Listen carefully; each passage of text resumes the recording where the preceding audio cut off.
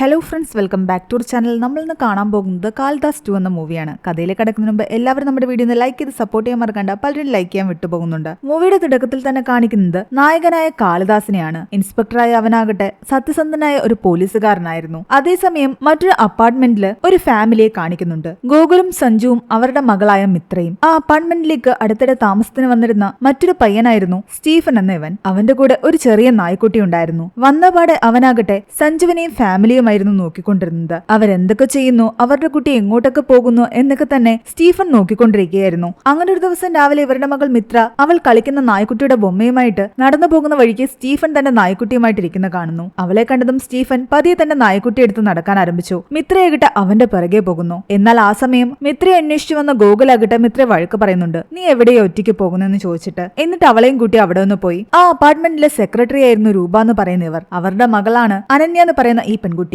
ഇത് അനന്യയുടെ ഉറ്റ സുഹൃത്തായ ഹർഷിതയാണ്. ഈ സ്റ്റീഫൻ എന്ന് പറയുന്ന പയ്യൻ നടരാജൻ എന്ന് പറയുന്ന ഒരു വലിയ ലോയറിന്റെ ജൂനിയർ വക്കീലായിരുന്നു. അവൻ പാണ്ഡ്യ എന്ന് പറയുന്ന ഒരാളുമായിട്ട് ഫോണിൽ സംസാരിക്കുന്നു. മർഫി എന്ന് പറയുന്ന ഒരാള് കോടതിയിൽ ഹിയറിംഗിന് വേണ്ടി വരുന്നുണ്ടെന്നും ഇന്ന് അവനെ കൊല്ലണമെന്നുമായിരുന്നു അവർ പ്ലാൻ ഇട്ടുകൊണ്ടിരുന്നത്. മർഫി ഒരു ലോക്കൽ ഗുണ്ടയാണ്. ഈ മർഫിക്ക് മറ്റൊരു ഗുണ്ടയായ മുരുകൻ എന്ന് പറയുന്ന ആളുടെ ഗ്യാങ്ങുമായിട്ട് കുറച്ച് ഇഷ്യൂസ് ഉണ്ട്. അത് കാരണം മുരുകന്റെ ഗ്യാങ് മർഫിയെ കൊല്ലാൻ നടക്കുകയാണെന്ന് പോലീസുകാർക്കെല്ലാം അറിയാം. മർഫിക്ക് പ്രൊട്ടക്ഷന് വേണ്ടിയിട്ട് കാളിദാസ് അവിടെ വന്നിട്ടുണ്ടായിരുന്നു. എന്നാൽ ഇവരുടെ എല്ലാം കണ്ണുവെട്ടിച്ച് ഈ സ്റ്റീഫന്റെ കൂടെ ഉണ്ടായിരുന്ന പാണ്ഡ്യ എന്ന് പറയുന്ന ആള് മർഫിയെ തട്ടിക്കൊണ്ടു പോകുന്നു. പിന്നീട് കാണിക്കുന്നത് സ്റ്റീഫനും പാണ്ഡ്യയും ചേർന്നിട്ട് മർഫിയെ കൊല്ലുന്നതാണ്. പിറ്റേന്ന് രാവിലെ മർഫിയുടെ ബോഡി കണ്ടു എന്ന് പറഞ്ഞ് കോള് വന്നിട്ടാണ് കാളിദാസ് ആ സ്പോട്ടിലേക്ക് പോകുന്നത്. ഈ കൊലപാതകത്തിന്റെ പിന്നില് മർഫിയുടെ ഗ്യാങ്ങുമായിട്ട് മുരുകന്റെ ഗ്യാങ്ങിന് ദേഷ്യമുണ്ടല്ലോ, അതുകൊണ്ട് മുരുകന്റെ ഗ്യാങ് ആയിരിക്കാം ഈ മർഫിയെ കൊന്നതെന്നാണ് മറ്റു പോലീസുകാർ വിചാരിക്കുന്നത്. എന്നാൽ കാളിദാസിന് മർഫിയുടെ മരണത്തിൽ എന്തൊക്കെയോ ഡൗട്ട് തോന്നുന്നു. കാളിദാസിനെ മറ്റൊരു കേസുമായിട്ട് ബന്ധപ്പെട്ട് നമ്മുടെ സ്റ്റീഫൻ കോൾ ചെയ്യുന്നുണ്ട്. താൻ മോർച്ചറിയിലാണുള്ളത്, അവിടേക്ക് വരാൻ കാളിദാസ് സ്റ്റീഫനോട് പറയുന്നു. സ്റ്റീഫൻ അവിടെ വരുമ്പോഴാകട്ടെ താൻ തലേന്ന് കൊന്ന മർഫിയുടെ പോസ്റ്റ്മോർട്ടം നടക്കുന്നതാണ് കാണുന്നത്. മർഫിയുടെ ഈ കൊലപാതക കേസ് ശക്തിവേൽ എന്ന് പറയുന്ന മറ്റൊരു പോലീസുകാരനായിരുന്നു അന്വേഷിക്കുന്നത്. മറ്റെല്ലാവരും ഇതൊരു ഗ്യാങ് വാറിന്റെ ഇടയിൽ നടന്ന കൊലപാതകമാണെന്നാണ് വിചാരിച്ചിരിക്കുന്നത്. എന്നാൽ കാളിദാസിന് ഈ കൊലപാതകത്തിൽ ഡൗട്ടുള്ളത് സ്റ്റീഫനും ശ്രദ്ധിക്കുന്നു. പിന്നീട് കാണിക്കുന്നത്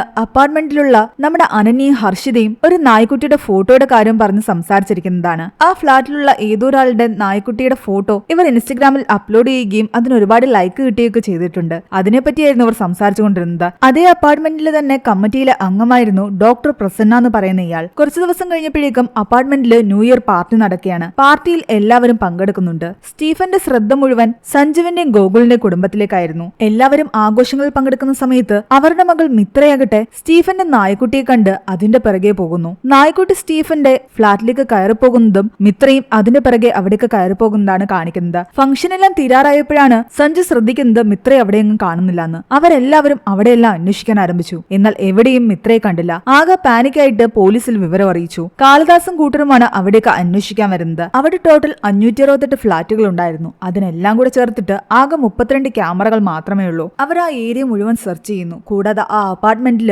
ബാച്ചിലറായിട്ട് താമസിക്കുന്ന ആൾക്കാരുടെ എല്ലാം തന്നെ ഫ്ളാറ്റിൽ പോയി അന്വേഷിക്കാൻ ഒരു കോൺസ്റ്റബിളിനോടും കാളിദാസ് പറയുന്നുണ്ട്. അവരുടെ എല്ലാം വീടും ഈ കോൺസ്റ്റബിൾ സെർച്ച് ചെയ്യുന്നുണ്ട്. അങ്ങനെ സെർച്ച് ചെയ്ത് അവർ അവസാനം സ്റ്റീഫന്റെ റൂമിലും എത്തുന്നു. എന്നാൽ സ്റ്റീഫനെ കണ്ടതും ആ കോൺസ്റ്റബിളിന് പരിചയം തോന്നുന്നുണ്ട്. അവൻ വക്കീലാണെന്ന് അയാൾക്ക് നേരത്തെ അറിയാമായിരുന്നു. പരിചയമുള്ള ആളായതുകൊണ്ട് തന്നെ സ്റ്റീഫന്റെ വീട് സെർച്ച് ചെയ്യേണ്ട കാര്യമൊന്നുമില്ലെന്ന് ആ കോൺസ്റ്റബിളിന് തോന്നി. കൂടെ ഉണ്ടായിരുന്ന ലേഡി കോൺസ്റ്റബിള് എന്നാലൊന്ന് സെർച്ച് ചെയ്തേക്കാമെന്ന് പറഞ്ഞെങ്കിലും ഈ കോൺസ്റ്റബിള് കേൾക്കുന്നില്ല. അവിടെ എല്ലാം അന്വേഷിച്ചെങ്കിലും മിത്രയെ അവർക്ക് കണ്ടെത്താൻ സാധിച്ചില്ല. ന്യൂ ഇയർ നൈറ്റ് ആയതുകൊണ്ട് തന്നെ ഫോഴ്സിൽ നിന്നും അധികം ടീമിനെയും അവർക്ക് അനുവദിച്ച് കിട്ടിയിട്ടുണ്ടായിരുന്നില്ല. DSP വൈഷ്ണവി മാത്രമാണ് അവരുടെ കൂടെ ജോയിൻ ചെയ്യുന്നത്. അപ്പാർട്ട്മെന്റിന്റെ അടുത്തുള്ള ഓടകളിലും കിണറിലും ഒക്കെ അവർ സെർച്ച് നടത്തിയിട്ടുണ്ട്. കൂടാതെ അവിടെയുള്ള ക്യാമറയിൽ കുറച്ചധികം ബ്ലൈൻഡ് സ്പോട്ട് ഉള്ളത് കാരണം കുട്ടി പുറത്തേക്ക് പോയിട്ടുണ്ടോ ഇല്ലയോ എന്നുള്ള കാര്യത്തിൽ അവർക്ക് ഉറപ്പുണ്ടായിരുന്നില്ല. കുട്ടിയെ കാണാതായിട്ട് 4 മണിക്കൂറായി. അവർ അവിടെയെല്ലാം സെർച്ച് ചെയ്തിട്ടും ഇതുവരെയും കുട്ടിയെ കിട്ടിയിട്ടില്ല. സ്റ്റീഫൻ എപ്പോഴും ഇതെല്ലാം വീക്ഷിച്ചുകൊണ്ട് തന്റെ ഫ്ളാറ്റിൽ തന്നെ ഉണ്ടായിരുന്നു. കുറച്ചു നേരത്തെ സെർച്ചിനൊടുവിൽ അവർ ഒരു കാര്യം കാണുന്നു. ഒരു ചെറിയ നായ്ക്കുട്ടി ചത്തു കിടക്കുന്നു. പക്ഷെ അതിന്റെ കഴുത്തിലുണ്ടായിരുന്ന ബെൽറ്റ് ആകട്ടെ മിത്ര കൊണ്ടു നടന്നിരുന്ന അവളുടെ ടോയുടെ ബെൽറ്റ് ആയിരുന്നു. അങ്ങനെയാണെങ്കിൽ മിത്രയെ കൊണ്ടുപോയ ആൾ അവളുടെ ടോയ് എടുത്ത് ആ ബെൽറ്റ് ഈ നായ്ക്കുട്ടിയുടെ കഴുത്തിലിട്ടിട്ട് അതിനെ കൊന്നു കളഞ്ഞിരിക്കുകയാണ്. ഒരുപക്ഷെ മിത്രയും അയാൾ അപായപ്പെടുത്തിയിട്ടുണ്ടാകാം. അതായിരുന്നു ഇത് കണ്ടവരുടെ എല്ലാം തന്നെ മനസ്സിൽ തോന്നിയത്. ഈ നായയുടെ ഓണർ തന്നെയായിരിക്കാം മിത്രയെ കൊണ്ടുപോയതെന്ന് അവർക്ക് ഏകദേശം ഉറപ്പായി. നായയെക്കുറിച്ചൊക്കെ കൂടുതൽ അറിവുള്ള ഒരാള് ആ അപ്പാർട്ട്മെന്റിൽ ഉണ്ടായിരുന്നു. അയാൾക്ക് ആ അപ്പാർട്ട്മെന്റിൽ ആരുടെയൊക്കെ കയ്യിൽ നായ്ക്കുട്ടികൾ ഉണ്ടെന്നും അറിയാം. അയാളോട് ചോദിച്ചപ്പോൾ ഈ നായ്ക്കുട്ടി ഏത് ഫ്ളാറ്റിലുള്ള ആളുടേതാണെന്ന് പറഞ്ഞു. അങ്ങനെ പോലീസുകാർ ആ ഫ്ളാറ്റിൽ അന്വേഷിച്ചു ചെല്ലുമ്പോൾ ആരും വാതിൽ തുറക്കുന്നുണ്ടായിരുന്നില്ല. വാതിൽ ചവിട്ടിപ്പൊളിച്ച് പോലീസുകാർ അകത്തേക്ക് ചെല്ലുമ്പോൾ കാണുന്നത് കുറെ പയ്യന്മാരും പെൺകുട്ടികളും ഡ്രഗ്സ് ഒക്കെ യൂസ് ചെയ്ത് അബോധാവസ്ഥയിൽ കിടക്കുന്നതാണ്. അവരുടെ വീട്ടിൽ വീട്ടിൽ നിന്നും കഞ്ചാവ് ചെടികൾ പോലും അവർ പിടിച്ചെടുത്തു. മിത്ര എവിടെയെന്ന് അവരോടൊക്കെ ചോദിച്ചെങ്കിലും അവരെല്ലാവരും പാതി ബോധത്തിലായിരുന്നു. അവരുടെ നായക്കുട്ടി എവിടെയെന്ന് ചോദിച്ചപ്പോൾ ബെഡിനടിയിലുണ്ടെന്ന് പറഞ്ഞു. അവരുടെ നായക്കുട്ടി അവരുടെ വീട്ടിൽ തന്നെ ഉണ്ടായിരുന്നു. ഇതോടെ പോലീസുകാർക്ക് മനസ്സിലായി ഇതേപോലുള്ള നായക്കുട്ടി ഈ ഫ്ളാറ്റിലും മറ്റാർക്കെങ്കിലും കൂടി കാണാൻ ചാൻസ് ഉണ്ടെന്ന്. അയാളായിരിക്കാം മിത്രയെ കൊണ്ടുപോയിരിക്കുന്നത്. അങ്ങനെ അവർ ഇതിനു മുൻപുള്ള ദിവസത്തെ CCTV വിഷ്വൽസ് ഒക്കെ പരിശോധിക്കുന്നു. അതിൽ നിന്നും ഇവിടെയുള്ള സ്റ്റീഫന് ഇതുപോലൊരു നായ്ക്കുട്ടി ഉണ്ടെന്നും അവനും ഇതേ അപ്പാർട്ട്മെന്റിൽ തന്നെയാണ് താമസിക്കുന്നതെന്നും പോലീസുകാർ കണ്ടെത്തി. ഇവന്റെ വീട്ടിൽ നിങ്ങൾ അന്വേഷിച്ചില്ലേ എന്ന് കോൺസ്റ്റബിളിനോട് ചോദിക്കുമ്പോൾ ആ കോൺസ്റ്റബിൾ പറയുന്നുണ്ട്, നമുക്ക് പരിചയമുള്ള ലോയർ ആയതുകൊണ്ട് തന്നെ ഞങ്ങൾ വീടിനകം പോയി സെർച്ച് ചെയ്തില്ല എന്ന്. കാളിദാസും കൂട്ടരും സ്റ്റീഫന്റെ ഫ്ളാറ്റിലേക്ക് ചെല്ലുന്നു. അവൻ അവിടെ ഉണ്ടായിരുന്നില്ല. അവിടെ എല്ലാം അവർ സെർച്ച് ചെയ്യുന്നു. അവിടെ ഉണ്ടായിരുന്ന ഫോട്ടോയിൽ നിന്നും അവനും ഇതുപോലൊരു നായ്ക്കുട്ടി ഉണ്ടെന്ന് അവർ മനസ്സിലാക്കി. സ്റ്റീഫന്റെ ലൊക്കേഷൻ കണ്ടുപിടിച്ച് അവർ ചെല്ലുന്നത് ഒരു പള്ളിയിലേക്കാണ്. എന്നാൽ അവർ സ്റ്റീഫനെ പിടിക്കുന്നതിന് മുൻപ് തന്നെ ശക്തിവേൽ എന്ന പോലീസുകാരൻ കൂട്ടരും സ്റ്റീഫനെ കൈയോടെ പിടിച്ചുകൊണ്ടുപോകുന്നു. കാളിദാസും കൂട്ടരും അവരെ ചേസ് ചെയ്തു പോയി കാര്യം അന്വേഷിക്കുമ്പോഴാണ് അവർക്ക് മനസ്സിലാകുന്നത് ശക്തിവേൽ അന്വേഷിച്ചുകൊണ്ടിരുന്ന മർഫിയുടെ മർഡർ കേസിൽ അവർക്ക് സംശയം തോന്നിയിട്ട് സ്റ്റീഫനെ അവർ കസ്റ്റഡിയിൽ എടുക്കാൻ വന്നതാണെന്ന്. സ്റ്റീഫന്റെ ഫോണിന്റെ ലൊക്കേഷൻ മർഫി മരിച്ച ദിവസം രാത്രിയിൽ ആ ഏരിയയിൽ കണ്ടതുകൊണ്ടാണ് അവർ സ്റ്റീഫനെ സംശയിച്ചത്. കൂടാതെ സ്റ്റീഫന്റെ ബാക്ക്ഗ്രൗണ്ടിനെ പറ്റി അന്വേഷിച്ചപ്പോൾ അവർക്ക് മനസ്സിലായി 7 വർഷം മുമ്പ് ധന്യ എന്ന് പറയുന്നൊരു പെൺകുട്ടിയെ പീഡിപ്പിച്ചു കൊന്ന കേസിൽ സ്റ്റീഫനെ അറസ്റ്റ് ചെയ്തിരുന്നുവെന്ന്. തൽക്കാലം സീനിയർ ഓഫീസറിനോട് സംസാരിച്ചിട്ട് ശക്തിവേലിന്റെ കസ്റ്റഡിയിൽ നിന്നും സ്റ്റീഫനെ വൈഷ്ണവിയും കാളിദാസും തങ്ങളുടെ കസ്റ്റഡിയിലേക്ക് എടുക്കുന്നു. അവർ സ്റ്റീഫനെ അവന്റെ ഫ്ളാറ്റിലേക്ക് കൊണ്ടുവന്ന് ക്വസ്റ്റ്യൻ ചെയ്യുകയായിരുന്നു. മിത്ര എവിടെ, നീ എന്തിനാ നിന്റെ ഡോഗിനെ കൊന്നുകളഞ്ഞത് എന്നൊക്കെ ചോദിച്ചെങ്കിലും സ്റ്റീഫൻ ഒന്നും തന്നെ മിണ്ടിയില്ല. പക്ഷെ ചോദ്യം ചെയ്യലിന്റെ ഇടയ്ക്ക് സെക്രട്ടറിയായ രൂപ വന്ന് അവരോട് പറയുന്നുണ്ട് മിത്രയുടെ ബോഡി അവിടെ നിന്നും കിട്ടിയെന്ന്. പോലീസുകാര് അവിടേക്ക് ചെന്ന് നോക്കുമ്പോൾ ഒരു സ്യൂട്ട് കേസിനകത്ത് മിത്രയുടെ ബോഡി കിടക്കുന്നതാണ് കാണുന്നത്. സഞ്ജുവും ഗൂഗിളും ആകെ തകർന്നുപോയി. പോലീസുകാരെല്ലാം അവിടേക്ക് ഓടിപ്പോയത് കാരണം ഫ്ളാറ്റിൽ തന്നെ ഉണ്ടായിരുന്ന സ്റ്റീഫൻ ആകട്ടെ തന്റെ അലമാര തുറന്ന് അതിലിരുന്ന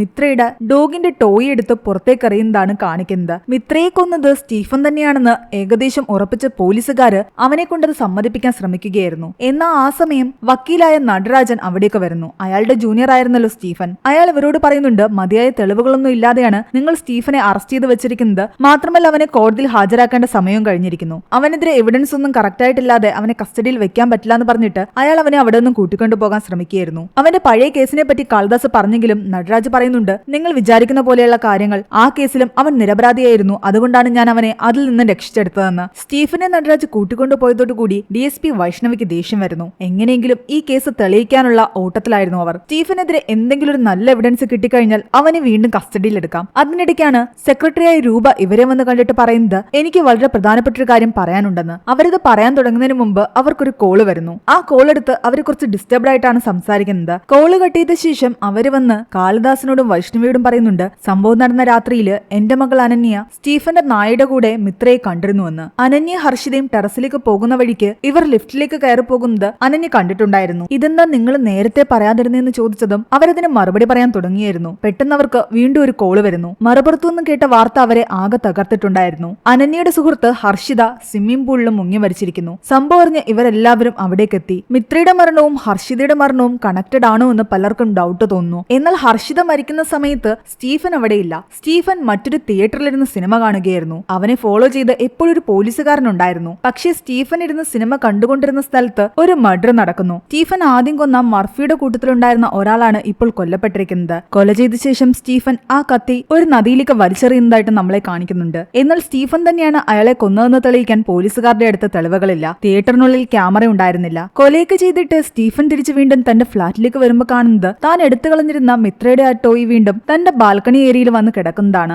ഇത് ആരാണ് ഇവിടേക്ക് എടുത്തിട്ടതെന്ന് അവന് മനസ്സിലായില്ല. ആ സമയം സ്റ്റീഫനെ പിടിക്കാൻ വേണ്ടിയിട്ട് വൈഷ്ണവിയും കൂട്ടരും അവിടേക്ക് വന്നിട്ടുണ്ടായിരുന്നു. സ്റ്റീഫൻ പെട്ടെന്ന് ആ ടോയ് എടുത്ത് തന്റെ അലമാരയിലേക്ക് ഒളിപ്പിച്ച ശേഷം വാതിലിലെ ഹോളിലൂടെ നോക്കുമ്പോൾ പോലീസുകാരെ കാണുന്നു. അവൻ പേടിച്ച് വാതിൽ തുറന്നില്ല. പക്ഷെ പോലീസുകാരെ വാതിൽ ചവിട്ടിപ്പൊളിച്ച് അവനെ പിടിച്ചുകൊണ്ട് പോകുന്നു. രൂപയും അനന്യെല്ലാം തന്നെ അവനെ പേടിയോടെ നോക്കി നിൽക്കുകയായിരുന്നു. എന്നാൽ മുകളിലുള്ള ഉദ്യോഗസ്ഥരെല്ലാം തന്നെ വൈഷ്ണവിയെ വഴക്ക് പറയുന്നുണ്ട്. സ്റ്റീഫനെതിരെ നല്ല തെളിവുകളൊന്നുമില്ലാതെ വീണ്ടും വീണ്ടും അവനെ ഇങ്ങനെ അറസ്റ്റ് ചെയ്യുന്നതിന്റെ പേരിൽ. കാരണം 7 വർഷം മുമ്പ് അവന്റെ പെൺകുട്ടിയെ പീഡിപ്പിച്ചു എന്ന് പറഞ്ഞിട്ട് അവനെ ജയിലിൽ കൊണ്ടിട്ടതാണ്. പക്ഷെ അവൻ നിരപരാധിയാണെന്ന് നടരാജ് തെളിയിച്ചു. അതുകൊണ്ട് ഇനിയും അവനെതിരെ ഫേക്ക് ആയിട്ടുള്ള കേസുകൾ വന്നു കഴിഞ്ഞാൽ അത് വലിയ പ്രശ്നമാകും. അതുകൊണ്ട് എന്തെങ്കിലും ക്ലിയർ ആയിട്ടുള്ള എവിഡൻസ് കിട്ടിയെങ്കിൽ മാത്രമേ അവനെ കസ്റ്റഡിയിൽ എടുക്കാൻ പാടുള്ളൂ എന്ന് പറഞ്ഞിട്ട് ആ മേലുദ്യോഗസ്ഥര് തൽക്കാലം സ്റ്റീഫനെ വീണ്ടും പറഞ്ഞുവിട്ടു. വൈഷ്ണവി ആകെ ദേഷ്യത്തിലായിരുന്നു. ആദ്യത്തെ പീഡന കേസിൽ നിന്ന് അവൻ എങ്ങനെ രക്ഷപ്പെട്ടെന്ന് കാളിദാസ് ചോദിക്കുമ്പോൾ വൈഷ്ണവി പറയുന്നുണ്ട് നടരാജ് അവനെ രക്ഷിച്ചത് മറ്റൊരു പെൺകുട്ടിയുടെ സഹായത്തോടു കൂടിയാണ്. അന്ന് അവന്റെ കാമുകി അവിടെ വന്ന് മൊഴി കൊടുത്തിട്ടുണ്ടായിരുന്നു. ധന്യ എന്ന് പറയുന്ന പെൺകുട്ടി റേപ്പിനിരയെ മരിക്കുന്ന സമയത്ത് സ്റ്റീഫൻ അവന്റെ കാമുകിയുടെ കൂടെയായിരുന്നു എന്ന്. പക്ഷെ ആ സമയം അവന്റെ കാമുകി മൈനർ ആയിരുന്നതുകൊണ്ട് തന്നെ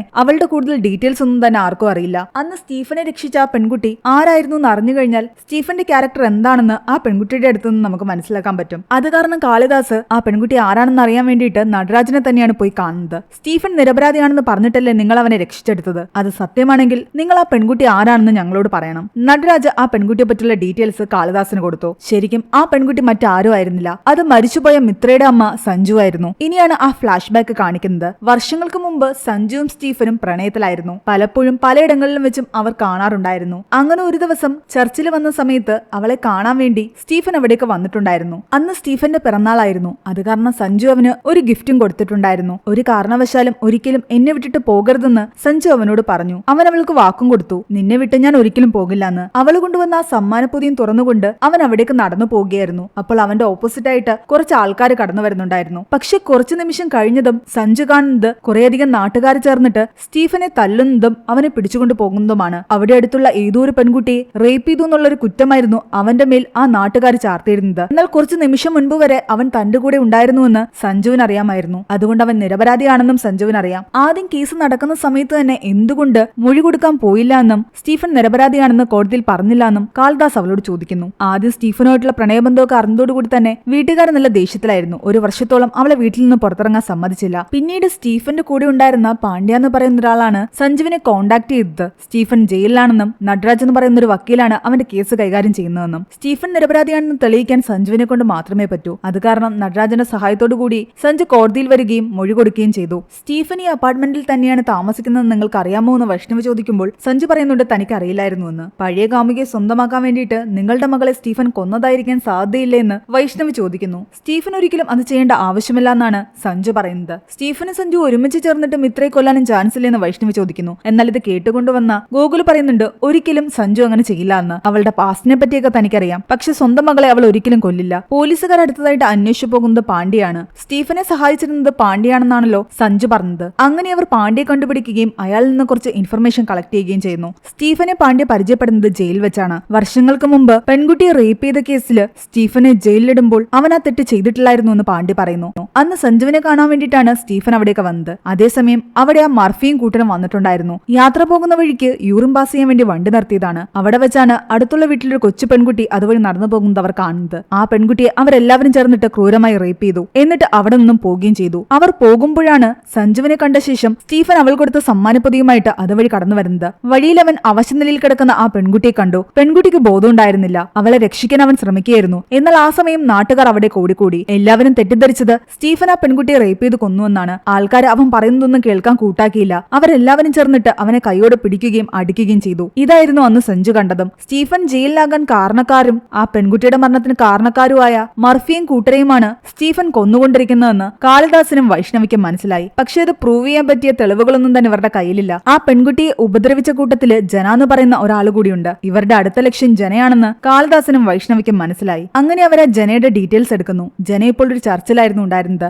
ജനയെ കൊല്ലാൻ വേണ്ടിയിട്ട് സ്റ്റീഫനും അവിടേക്ക് വന്നിട്ടുണ്ടായിരുന്നു. സ്റ്റീഫനെ കൈയോടെ പിടിക്കാൻ വേണ്ടിയിട്ട് വൈഷ്ണവിയും ഗ്യാങ്ങും അവിടേക്ക് വരുന്നു. എന്നാൽ ജനയെ സ്റ്റീഫൻ കൊല്ലുന്നതിന് മുമ്പ് ജനയോട് ദേഷ്യമുള്ള മുരുകന്റെ ഗ്യാങ് വന്ന് ജനയെ തട്ടിക്കൊണ്ടു പോകുന്നു. വൈഷ്ണവിയും കൂട്ടരും അത് സ്റ്റീഫൻ ആയിരിക്കുന്നു കരുതിയിട്ട് ആ വണ്ടിയുടെ പിറകെ പോയി. എന്നാൽ അതേസമയം കാളിദാസ് ആകട്ടെ സ്റ്റീഫനെ കൈയോടെ പിടിക്കുന്നു. എന്നിട്ട് അവനോട് പറയുന്നുണ്ട് ഞാൻ നിന്നെ ഉപദ്രവിക്കാൻ വന്നതല്ല എന്നും നിന്നെ രക്ഷിക്കാൻ വന്നതാണെന്നും. മിത്രയുടെ മരണത്തിന്റെ പിന്നില് സ്റ്റീഫൻ അല്ല എന്ന് കാളിദാസിന് ഡൗട്ട് ഉണ്ടായിരുന്നു. അതുകൊണ്ട് തന്നെ സത്യം കണ്ടുപിടിക്കണമെങ്കിൽ സ്റ്റീഫന്റെ സഹായവും കാളിദാസിന് വേണം. കാളിദാസും തന്റെ കൂടെ തന്നെയാണെന്ന് മനസ്സിലായതും സ്റ്റീഫൻ എല്ലാ സത്യങ്ങളും തുറന്നു പറയുന്നു. മിത്രയുടെ മരണവുമായിട്ട് സ്റ്റീഫന് ഒരു ബന്ധവുമില്ല. അന്ന് കള്ളക്കേസിൽ കുടുങ്ങി താൻ ജയിലിലായപ്പോൾ തന്നെ രക്ഷിച്ചത് സഞ്ജുവാണ്. അവളോട് ഇന്നും ആ സ്നേഹം മാത്രമേ സ്റ്റീഫൻ ഉണ്ടായിരുന്നുള്ളൂ. നടരാജന്റെ സഹായത്തോടെ പഠിച്ചിട്ടാണ് അവൻ LLB ഒക്കെ നേടിയത്. സഞ്ജു ഹാപ്പി ആയിട്ട് ജീവിക്കുന്നുണ്ടോന്ന് അറിയാൻ വേണ്ടിയിട്ടായിരുന്നു അവൻ ഇവിടേക്ക് വന്നതും സഞ്ജുവിന്റെ ഫാമിലിയെ വെറുതെ നോക്കിക്കൊണ്ട് നിന്നതും. മിത്രയവന് ഒരുപാട് ഇഷ്ടമായിരുന്നു. തന്റെ കയ്യിലുണ്ടായിരുന്ന നായ്ക്കുട്ടിയെ കണ്ട് ഇഷ്ടപ്പെട്ടിട്ട് മിത്ര തന്റെ കൂടെ തന്റെ ഫ്ളാറ്റിലേക്ക് വന്നു. അവൾക്ക് ആ നായ്ക്കുട്ടിയെ ഗിഫ്റ്റായിട്ട് കൊടുക്കാനായിരുന്നു സ്റ്റീഫൻ ആഗ്രഹിച്ചിരുന്നത്. മിത്രയുടെ കയ്യിലുണ്ടായിരുന്ന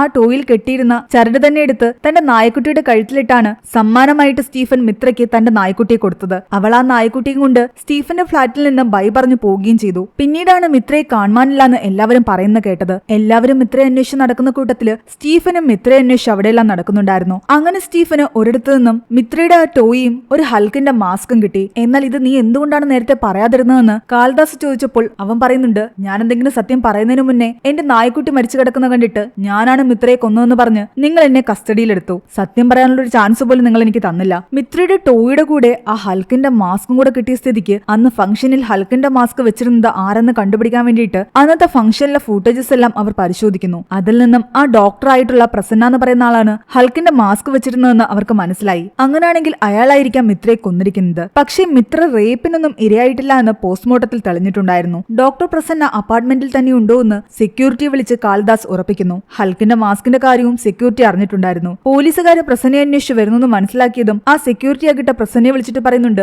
പോലീസുകാർ നിങ്ങളെ തേടി അങ്ങോട്ട് വന്നിട്ടുണ്ട്, ഹൽക്കിന്റെ മാസ്ക് വെച്ചിരുന്നത് നിങ്ങളാണോ എന്നൊക്കെ പോലീസുകാർ ചോദിച്ചിരുന്നുവെന്ന്. ഇത് കേട്ടതും പ്രസന്ന കുറച്ച് ഡിസ്റ്റർബായി. അയാൾ സ്റ്റെപ്പ് കയറി മുകളിലേക്ക് പോകുന്നതാണ് നമ്മളെ കാണിക്കുന്നത്. പോലീസുകാർ അപ്പാർട്ട്മെന്റിന്റെ താഴെ എത്തിയപ്പോഴേക്കും അയാൾ മുകളിൽ നിന്ന് താഴേക്ക് വീണിട്ടുണ്ടായിരുന്നു. തൽക്ഷണം മരിക്കുകയും ചെയ്തു. പിടിക്കപ്പെടുമെന്നായപ്പോഴേക്കും അയാൾ സൂയിസൈഡ് ചെയ്തതായിരിക്കാമെന്ന് പോലീസുകാർ ചിന്തിക്കുന്നു. അതിനിടയ്ക്ക് സ്റ്റീഫനെ വിളിച്ചിട്ട് പാണ്ഡ്യ പറയുന്നുണ്ട്, ഇനി നീ അപ്പാർട്ട്മെന്റിൽ നിൽക്കേണ്ട കാര്യമില്ല, അവിടെ നിന്നും പോകാൻ. നമുക്ക് അവസാനമായിട്ട് കൊല്ലാനുള്ള ജനയുടെ കാര്യം എന്തായെന്ന് ചോദിക്കുമ്പോൾ പാണ്ഡ്യ പറയുന്നുണ്ട്, അവനെയൊക്കെ ഞാൻ കൈയോടെ പൊക്കിയിട്ടുണ്ട്, അവന്റെ കാര്യം ഞാൻ നോക്കിക്കൊള്ളാമെന്ന്. വീട്ടിലെത്തി തന്റെ സാധനങ്ങളെല്ലാം പാക്ക് ചെയ്യുകയായിരുന്നു സ്റ്റീഫൻ. മിത്രയുടെ ആ ടോയ് എപ്പോഴും സ്റ്റീഫന്റെ വീട്ടിലുണ്ടായിരുന്നു. അവൻ എടുത്തുകളഞ്ഞ ആ ടോയ് ആരാണ് വീണ്ടും അവന്റെ വീട്ടിലേക്ക് തിരിച്ചറിഞ്ഞിട്ടതെന്ന് അവൻ അപ്പോഴും മനസ്സിലായിട്ടുണ്ടായിരുന്നില്ല. കൈതട്ടി ആ ടോയ് താഴേക്ക് വീണതും അവൻ അതിലേക്ക് തന്നെ സൂക്ഷിച്ചു നോക്കി നിൽക്കുന്നതാണ് നമ്മളെ കാണിക്കുന്നത്. ആ ടോയ് എന്തൊക്കെയോ സംസാരിക്കുന്നുണ്ടായിരുന്നു. അതിൽ നിന്നും എന്തൊക്കെയോ വോയിസ് സ്റ്റീഫൻ കേൾക്കുന്നുണ്ട്. ആ ടോയില് ആൾക്കാരുടെ വോയിസ് റെക്കോർഡ് ചെയ്യാനുള്ള സൗകര്യം ഉണ്ടായിരുന്നു. സ്റ്റീഫൻ എന്ത് കേട്ടാണ് ഞെട്ടിത്തരിച്ചിരുന്നതെന്ന് നമ്മളെ പിന്നീട് കാണിക്കാം. ഇതിനിടയ്ക്ക് കാളിദാസിന് ഒരു ഡൗട്ട് തോന്നുന്നു. സ്റ്റീഫൻ കാളിദാസിനോട് പറഞ്ഞത് അന്ന് തന്റെ നായയുടെ പിറകെ മിത്ര തന്റെ ഫ്ളാറ്റിലേക്ക് വന്നുവെന്നാണ്. പക്ഷെ ആ സെക്രട്ടറി രൂപയാകട്ടെ കാളിദാസിനോടെന്ന് പറഞ്ഞത് സ്റ്റീഫനും നായയും മിത്രയും ഒരുമിച്ച് ലിഫ്റ്റിൽ കയറി പോകുന്നത് അവരുടെ മകൾ അനന്യ കണ്ടുവെന്നാണ്. എന്തിനാണ് രൂപ കള്ളം പറഞ്ഞതെന്ന് കാളിദാസിന് ഡൗട്ട് തോന്നുന്നു. രൂപയെ അന്വേഷിക്കുമ്പോഴാകട്ടെ അവർ നാട്ടിലുള്ള തന്റെ വീട്ടിലേക്ക് പോയിരിക്കുകയാണെന്ന് കാളിദാസിന് മനസ്സിലായി. കാളിദാസ് അഡ്രസ്സ് കണ്ടുപിടിച്ച് അവിടേക്ക് ചെല്ലുന്നു. കാളിദാസ് അവിടെ എത്തിയതോടുകൂടി രൂപയ്ക്കും ഏകദേശം കാര്യം മനസ്സിലായി. തന്റെ കള്ളത്തരങ്ങളൊക്കെ പിടിക്കപ്പെട്ടിരിക്കുന്നു. അവർ സത്യങ്ങൾ തുറന്നു പറയുന്നു. ഇനിയാണ് അന്ന് സംഭവിച്ച കാര്യങ്ങൾ കാണിക്കുന്നത്. അനന്യയും ഹർഷിതയും ടെറസിൽ പോയി നിന്ന് കുറച്ച് ഫോട്ടോസ് എടുക്കുകയായിരുന്നു. ആ സമയം ആ ഡ്രഗ്സ് യൂസ് ചെയ്തുകൊണ്ടിരുന്ന പയ്യന്മാരിൽ ഒരാളാകട്ടെ തന്റെ നായയുമായിട്ട് അവിടെ ഉണ്ടായിരുന്നു. ഇയാളുടെ ഈ നായയുടെ ഫോട്ടോസ് ആയിരുന്നു അന്യ തന്റെ ഇൻസ്റ്റഗ്രാമിൽ ഇടുകയും ലൈക്സ് വാങ്ങിക്കുകയൊക്കെ ചെയ്തത്. അതിനെ ഈ പയ്യൻ ചോദ്യം ചെയ്യുന്നു. ആ കുട്ടികളെ പേടിപ്പിക്കുകയും ചെയ്തു. ആ സമയത്താണ് രൂപ അവിടേക്ക് വരുന്നത്. അനന്യയോട് റൂമിലേക്ക് പോകാൻ രൂപ പറഞ്ഞു. ഹർഷിതയും രൂപയും പിറകെ നടന്നു പോകുകയായിരുന്നു. ആ സമയത്ത് സ്റ്റീഫൻ കൊടുത്ത നായയുമായിട്ട് മിത്ര അതുവഴി വരുന്നുണ്ടായിരുന്നു. മിത്രയുടെ കയ്യിലെ നായയെ കണ്ടിട്ട് മുകളിൽ വെച്ച് തങ്ങളെ പേടിപ്പിച്ച ആ പയ്യന്റെ നായയാണെന്ന് തെറ്റിദ്ധരിച്ച് ഹർഷിതയാകിട്ട് രൂപയോട് പറഞ്ഞു, ഇതാണ് അയാളുടെ നായയെന്ന്. അവൻ ഈ നായയെ വെച്ചിട്ട് കൂടിയാണല്ലോ ഈ കുട്ടികളെ പേടിപ്പിച്ചത്. ദേഷ്യം വന്ന രൂപയാകട്ടെ ആ നായയും കൊണ്ട് ടെറസിലേക്ക് പോകുന്നു. മിത്രയെ അവരുടെ കൂടെ തന്നെ ഉണ്ടായിരുന്നു. നായ തിരികെത്താന്ന് പറഞ്ഞിട്ട് ഹർഷിത മിത്രയെ തന്റെ കയ്യിലെടുത്തിരിക്കുകയായിരുന്നു. രൂപയാകട്ടെ ആ നായയെ ടെറസിൽ നിന്നും താഴേക്ക് എടുത്തെറിയാൻ തുടങ്ങി. മിത്ര പെട്ടെന്ന് ആ നായയുടെ കഴുത്തിലുണ്ടായിരുന്ന ബെൽറ്റിൽ കയറി പിടിച്ചു. ഹർഷിതയുടെ കയ്യിൽ നിന്ന് മിത്രയും കൂടി തെറിച്ച് താഴേക്ക് പോകുന്നു. ഇത് കണ്ട് രൂപയും ഞെട്ടിത്തെറിച്ചിരിക്കുകയായിരുന്നു. അറിഞ്ഞോ അറിയാതെയോ മിത്രയുടെ കൊലപാതകത്തിന് അവർ കാരണക്കാരായി. താഴെ ചെന്ന് നോക്കുമ്പോഴേക്കും മിത്ര മരിച്ചിട്ടുണ്ടായിരുന്നു. പോലീസ് പിടിക്കാതിരിക്കാൻ വേണ്ടിയിട്ടാണ് മിത്രയുടെ ഡെഡ് ബോഡി കുറച്ച് ദൂരെ കൊണ്ടുപോയി അവർ ഇട്ടത്. മിത്രയുടെ മരണത്തിന് പിന്നില് തങ്ങളാണെന്നുള്ള വിഷമം ഹർഷിതയുടെ മനസ്സിൽ കിടന്നിട്ടുണ്ടായിരുന്നു. താൻ ഇതൊക്കെ പോലീസിനെ അറിയിച്ചാലോ എന്ന് ഹർഷിത പലതവണ രൂപയോട് ചോദിച്ചിട്ടുണ്ടായിരുന്നു. എന്നാൽ അവൾ തന്നെ പോലീസിന് കാട്ടിക്കൊടുക്കുമെന്ന് പേടിച്ചിട്ട് രൂപ ഹർഷിതയും കൊന്നു. ഈ സത്യങ്ങളൊക്കെ പോലീസ് അറിഞ്ഞു കഴിഞ്ഞാൽ തന്നെയും തന്റെ മകളെ പറ്റിയും ആൾക്കാർ എന്ത് വിചാരിക്കുന്നുള്ള പേടിയായിരുന്നു രൂപയെ കൊണ്ട് ഇതൊക്കെ ചെയ്യിച്ചതെന്നാണ് അവർ പറയുന്നത്. അതുകൊണ്ടാണ് ഈ കൊലപാതക കുറ്റം മുഴുവൻ സ്റ്റീഫനിലേക്ക് എത്തിക്കാൻ അവർ ശ്രമിച്ചുകൊണ്ടിരുന്നത്. കൂടാതെ ആ ഡോക്ടർ പ്രസന്നയുടെ മരണത്തിന്റെ പിന്നിലും ഇവർ തന്നെയായിരുന്നു. അന്ന് പ്രസന്നയാകട്ടെ ഫംഗ്ഷനിൽ വെച്ചിട്ട് തന്റെ മാസ്ക്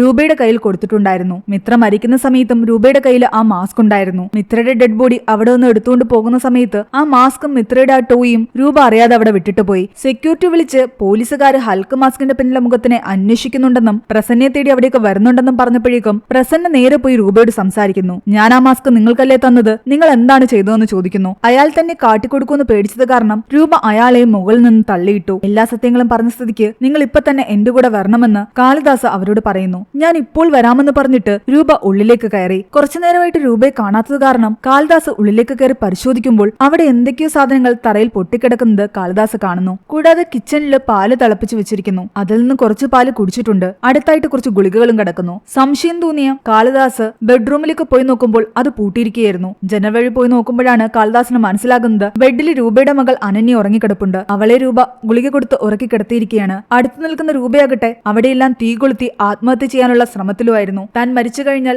അനന്യ ഒറ്റയ്ക്കാവുന്നുള്ള പേടി കാരണമാണ് അനന്യയുടെ കൂടെ ചേർന്നിട്ട് ആത്മഹത്യക്ക് വേണ്ടിയിട്ട് രൂപ ശ്രമിച്ചുകൊണ്ടിരുന്നത്. കാളിദാസ് അവരെ രക്ഷിക്കാൻ ശ്രമിക്കുന്നു. രൂപയെ രക്ഷിക്കാൻ കാളിദാസിന് സാധിച്ചില്ല. എന്നാൽ അനന്യയെ എങ്ങനെയൊക്കെ കാളിദാസ് രക്ഷിക്കുകയും അബോധാവസ്ഥയിൽ കിടന്ന അവളെ എടുത്ത് വണ്ടിയിലേക്ക് കിടത്തുകയും ചെയ്തു. അവളെ അവിടെ നിന്നും ഹോസ്പിറ്റലിലേക്ക് കൊണ്ടുപോവുകയായിരുന്നു കാളിദാസ്. ആ സമയം സ്റ്റീഫന്റെ കോള് കാളിദാസിന് വരുന്നു. സ്റ്റീഫനെ എവിടെയോ ആരോ പൂട്ടിയിട്ടിരിക്കുകയായിരുന്നു. അവൻ പറഞ്ഞ കാര്യങ്ങളെല്ലാം കേട്ടിട്ട് കാളിദാസ് ഞെട്ടിത്തരിച്ചിരിക്കുകയാണ്. സ്റ്റീഫൻ ആ ടോയിൽ റെക്കോർഡായിട്ടുണ്ടായിരുന്ന വോയിസ് കേട്ടിട്ടുണ്ടായിരുന്നു. ആ വോയിസ് മറ്റാരുടെയും ആയിരുന്നില്ല, രൂപയുടെ മകൾ അനന്യയുടേതും ഹർഷിതയുടേതുമായിരുന്നു. ശരിക്കും രൂപ കാളിദാസിനോട് പറഞ്ഞ കഥകളെല്ലാം കള്ളമായിരുന്നു. അന്ന് ടെറസിലേക്ക് ഫോട്ടോസ് എടുക്കാൻ കയറിപ്പോയത് അനന്യയും ഹർഷിതയുമായിരുന്നു. പോകുന്ന വഴിക്ക് ഡോക്ടർ പ്രസന്നയാകട്ടെ ഹൽക്കിന്റെ മാസ്ക് ഗിഫ്റ്റായിട്ട് കൊടുത്തത് അനന്യക്കാണ്. ടെറസിൽ നിൽക്കുന്ന സമയത്ത് ആ ഡ്രഗ്സ് യൂസ് ചെയ്തുകൊണ്ടിരുന്ന പയ്യനാകട്ടെ തന്റെ നായയുടെ ഫോട്ടോ ഇവരെടുത്തതിന്റെ പേരിൽ അനന്യമായിട്ട് ഹർഷിതയുമായിട്ടും വഴക്കുണ്ടാക്കി. ആ പയ്യൻ അവിടെ നിന്ന് തന്റെ നായം കൊണ്ട് പോവുകയും ചെയ്തു. എന്നാൽ തിരിച്ചിറങ്ങി വന്ന അനന്യ കാണുന്നത് മിത്രയുടെ കയ്യിൽ അതേപോലൊരു നായ ഇരിക്കുന്നതാണ്. അത് ആ പയ്യന്റെ നായാണെന്ന് തെറ്റിദ്ധരിച്ച് അതിനെ എടുത്ത് ടെറസിൽ നിന്നും താഴേക്ക് കളയാനാണ് അനന്യ ടെറസിലേക്ക് പോയത്. എന്നാൽ നായയെ കളയുന്നതിനിടയിൽ ഹർഷിതയുടെ കയ്യിലുണ്ടായിരുന്ന മിത്രയാകട്ടെ ആ നായയുടെ ബെൽറ്റിൽ കയറി പിടിക്കുകയും നായയുടെ കൂടെ മിത്രയും താഴേക്ക് വീണ് മരിക്കുകയും ചെയ്തു. ഹർഷിതയും അനന്യയും താഴേക്ക് വന്ന് നോക്കിയപ്പോഴേക്കും മിത്ര മരിച്ചിട്ടുണ്ടായിരുന്നു. പേടിച്ചുപോയ അവരാകട്ടെ ആ ഹൽക്കിന്റെ മാസ്കും മിത്രയുടെ ടോയും അവിടെ കളഞ്ഞ ശേഷം മിത്രയെ മാത്രം എടുത്തുകൊണ്ട് തങ്ങളുടെ വീട്ടിലേക്ക് പോയി. നായക്കുട്ടി അവരെടുത്ത് എറിഞ്ഞത് കാരണം നായക്കുട്ടി കുറച്ച് ദൂരെ മാറിയായിരുന്നു പോയി വീണ്ടിരുന്നത്. മിത്ര മരിച്ചു കിടന്ന സമയത്ത് അനന്യ വല്ലാതെ കരയുന്നുണ്ടായിരുന്നു. ഹർഷിത അവളെ ആശ്വസിപ്പിക്കുകയും ചെയ്യുന്നുണ്ടായിരുന്നു. ഇവരുടെ ഈ സംസാരമായിരുന്നു ആ ടോയിൽ റെക്കോർഡായിട്ടുണ്ടായിരുന്നത്. അന്ന് കാളിദാസും കൂട്ടരും മിത്രയെ അന്വേഷിച്ച് നടക്കുന്ന സമയത്ത് ഇടയ്ക്ക് തന്റെ ഫ്ളാറ്റിലേക്ക് വന്ന രൂപ കാണുന്നത് അനന്യ പേടിച്ചറിഞ്ഞിരിക്കുന്നതാണ്. കൂടാതെ അനന്യയുടെ അടുത്തായിട്ട് മിത്രയുടെ ശവശരീരവും കിടപ്പുണ്ടായിരുന്നു. പോലീസുകാര് സ്റ്റീഫനെ ഡൗട്ട് അടിച്ച് സ്റ്റീഫന്റെ പുറകെ പോയ സമയത്ത് ആരും അറിയാതെ രൂപയാകട്ടെ മിത്രയുടെ മൃതദേഹം അപ്പാർട്ട്മെന്റിൽ നിന്നും കുറച്ച് ദൂരം മാറിക്കൊണ്ടിട്ടു. പോലീസുകാര് അത് കണ്ടെടുത്ത സമയത്തെല്ലാം രൂപ അഭിനയിക്കുകയായിരുന്നു. മിത്രയുടെ മരണത്തിന്റെ പിന്നില് അനന്യയാണെന്ന് ഹർഷിതയ്ക്കറിയാം. ഹർഷിത രൂപയോട് പറയുന്നുണ്ടായിരുന്നു തനിക്ക് പേടിയാകുന്നു, പോലീസിൽ ഇത് അറിയിക്കാമെന്ന്. എന്നാൽ നീ പേടിക്കണ്ട, ഞാൻ എല്ലാം നോക്കിക്കൊള്ളാമെന്ന് രൂപ അവളെ ആശ്വസിപ്പിക്കുന്നുണ്ടായിരുന്നു.